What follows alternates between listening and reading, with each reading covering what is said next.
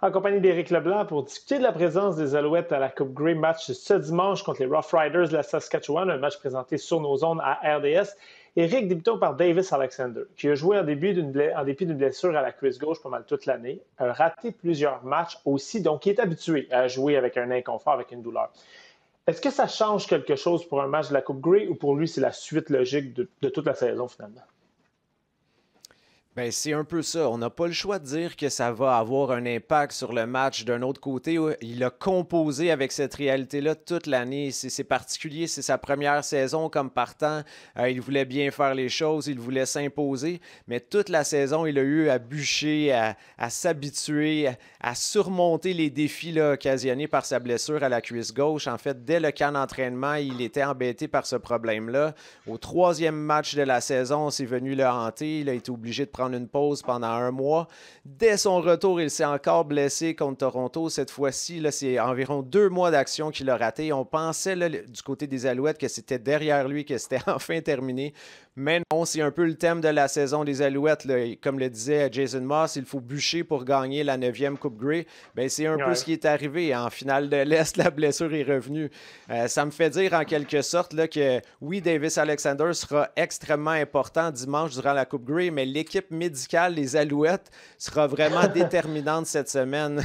Que ce soit le docteur Lacroix ou les spécialistes là, qui l'entourent, Tristan Castonguay et Pierre-Olivier Brault. Et peut-être même d'autres spécialistes vont se greffer à eux pour donner environ 4 à 5 traitements par jour à Davis Alexander.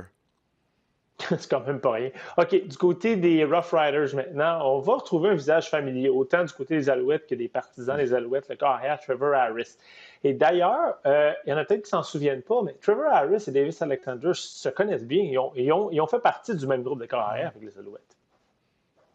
Oui, c'est un autre aspect qui est très intéressant cette semaine. Davis Alexander a appris aux côtés là, de Trevor Harris pendant une saison. Ça se passait en 2022.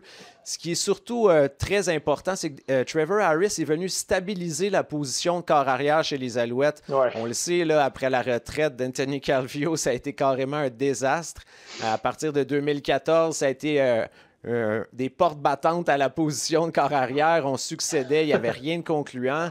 Juste avant Trevor Harris, c'était Vernon Adams qui, à ce moment-là, n'avait pas encore été capable de trouver son air d'aller dans la Ligue canadienne de football.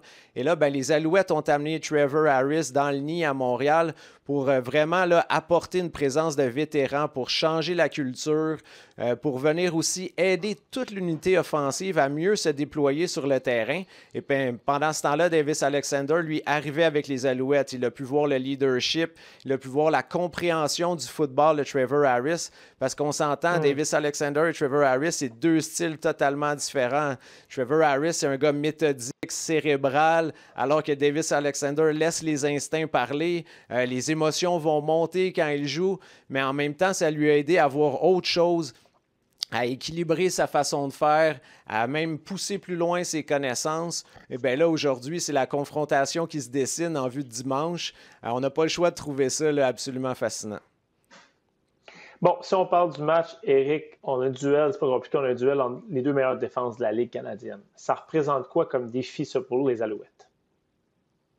Ben, c'est énorme parce que Trevor Harris, on en parlait, c'est un gars qui est méthodique, qui est intelligent, il est capable de découper une défense. Il est même capable de décocher ses passes plus rapidement que Bolivar Mitchell à certains moments.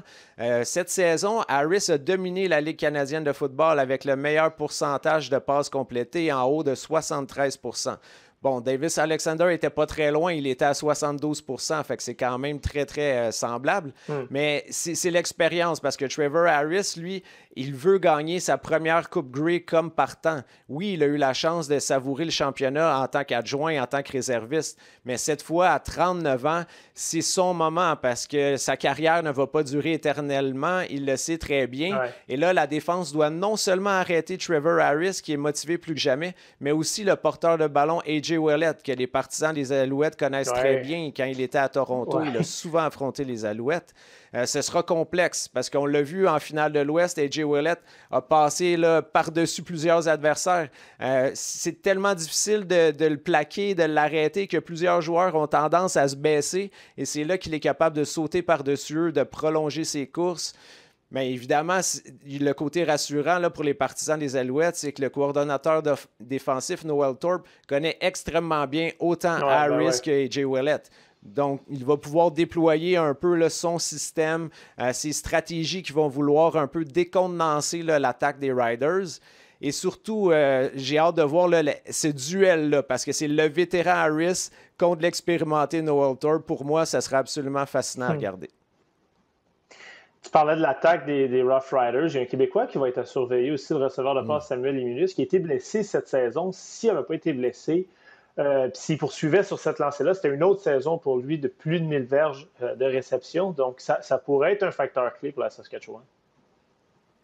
Ah, c'est absolument un facteur dans ce match-là parce qu'en finale de l'Ouest, il a été la cible préférée de Trevor Harris. Il est capable de capter les ballons à tous les endroits sur le terrain, autant là au milieu quand ça chauffe avec plusieurs joueurs défensifs à ses côtés, que des longues passes, que dans la zone des buts.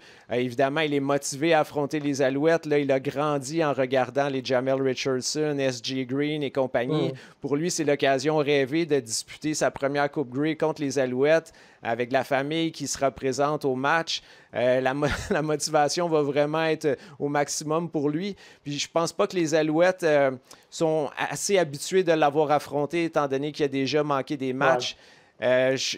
Puis j'ai moins aimé la performance de certains demi-défensifs, demi de coin des Alouettes dans les rencontres éliminatoires. Oui, la défense en général s'en est bien tirée, mais on a quand même vu des moments, certaines erreurs qui ont coûté cher. Et là, contre un gars comme Sam Emilius, à la finale, à la Coupe Grey, ben, chaque détail va compter et il faudra vraiment une performance défensive là, assez impressionnante, merci, pour que les Alouettes tiennent le coup jusqu'à la toute fin parce que c'est évident que ce match-là devrait être serré. Parfait. Merci beaucoup, Éric. Je te demande une petite prédiction en terminant. À quoi, 4-5 jours de la finale? Tu me dis quoi? J'irais pour un 27-23 en faveur des Alouettes. C'est noté, mon ami. On se reparle de ça la semaine prochaine. On va voir si ta prédiction va avoir été juste. Avec plaisir. Merci, Dan.